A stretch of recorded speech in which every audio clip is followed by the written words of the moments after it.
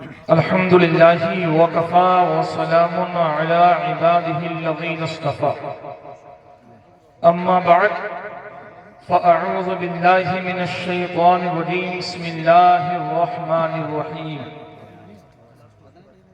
هن لباس لكم وأنتم لباس لهن وقال الله تبارك وتعالى في مقام آخر فانكحوا ما طاب لكم من النساء مثنى وثلاث ورباع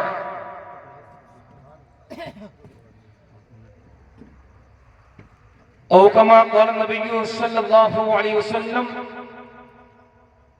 تنكح المرأة لأربع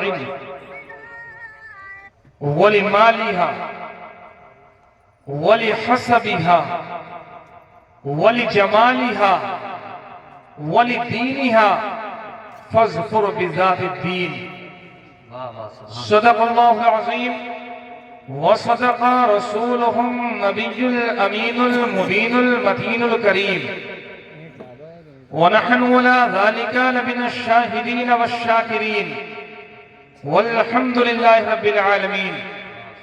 آئیے نبی اور آل نبی کی بارگاہ میں جھوم جھوم کر درود پاک پڑھیں۔ اللہم صلی علی سیدنا و مولانا محمد مبارک وسلم صلو علیہ الصلاۃ والسلام علیک یا رسول اللہ صلی اللہ علیہ وسلم۔ ماشاءاللہ ہمارے مزمل بھائی نے سمجھ لیا ہماری بات کو، سبحان اللہ، کیا کہیں ایک مرتبہ درود پاک پڑھیں۔ اللہم صلی علی سیدنا و مولانا محمد مبارک وسلم صلو علیہ الصلاۃ والسلام علیک یا رسول اللہ صلی اللہ علیہ وسلم۔ دیکھیے میں چند باتیں آپ تک بتاؤں گا اور رخصت ہو جاؤں گا۔ تقریر تو ماشاءاللہ ہمیں مولانا شیر محمد صاحب کی سننی ہے انشاءاللہ۔ ماشاءاللہ ہمارے سالم بھائی نے یہ ثابت کر دیا کہ ہمیں چاہے خوشی ہو چاہے رنج ہو، ہمیں جو محبت کرنی ہے، ہمیں جو راضی کرنا ہے، وہ کسی اور کو راضی نہیں کرنا ہے۔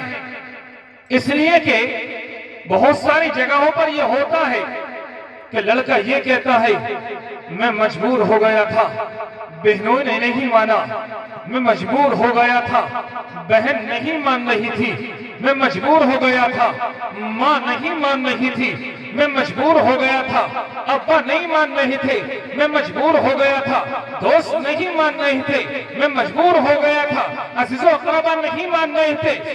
لیکن سالم بھائی نے اس بات کو ثابت کر دیا، دوست اپنی جگہ ہے، بھائی اپنی جگہ ہے، بہن اپنی جگہ ہے، عزیز و اقربا اپنی جگہ ہے، لیکن یہ میری زندگی کی شروعات ہو رہی ہے، اور شروعات ہو تو اس طرح ہو کہ چاہے دنیا والے راضی ہو یا نہ ہو، اللہ راضی ہو جائے، اس کا حبیب راضی ہو جائے، دنیا والوں کی ضرورت کچھ نہیں ہے۔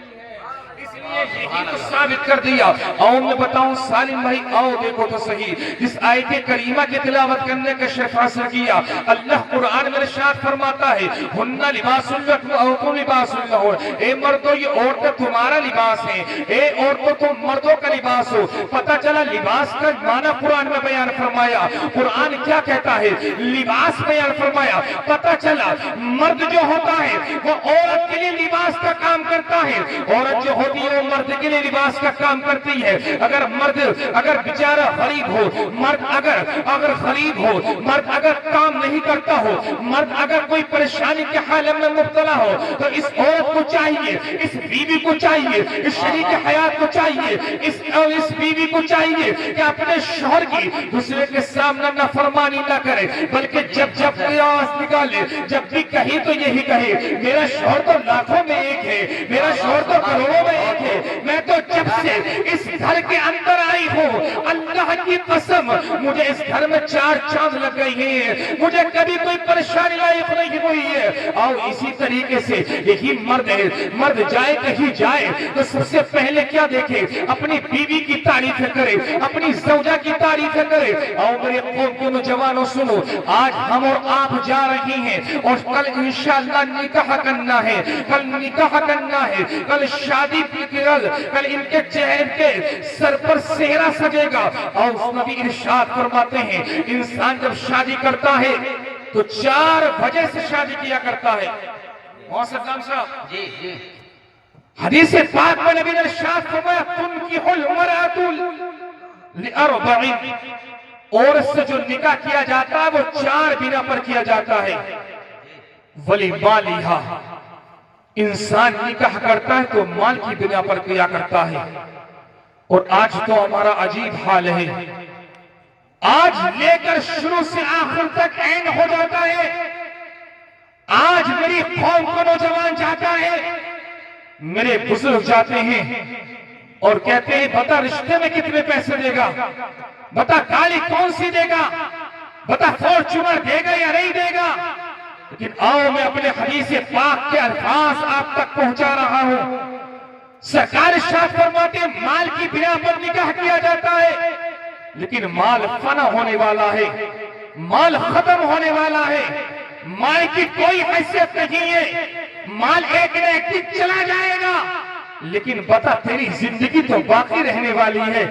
اللہ اکبر۔ دوسرا میرے آقا نے ارشاد فرمایا نکاح جو کیا جاتا ہے وہ حسب و نسب کی بنا پر، کہ اس لیے کہ میرا جو ہے سسر پردھان بن جائے، میرا سسر خسر منتری بن جائے، میرا خسر جو ہے فلاں خاندان کا ہے، اس کا اونچے ناک ہے، اس کا نام بہت مشہور ہے، میں اس کا داماد بن جاؤں گا تو میرا نام بھی روشن ہو جائے گا، میرا نام بھی روشن ہو جائے گا۔ لیکن آقا ارشاد فرماتے ہیں جس نے نکاح وہ حسب و نسب کی بنا پر نکاح کیا تو یاد رکھ وہ ذلت کی زندگی جیے گا جب سسرال جائے گا، اس لیے کہ ان نے تو نام نمود کے لیے نکاح کیا تھا۔ یاد رکھو وہ نکاح ٹکتا نہیں ہے۔ میرے آقا نے ارشاد فرمایا یہ نکاح اس وجہ سے کیا جاتا ہے ولی جمالیہ، عورت کی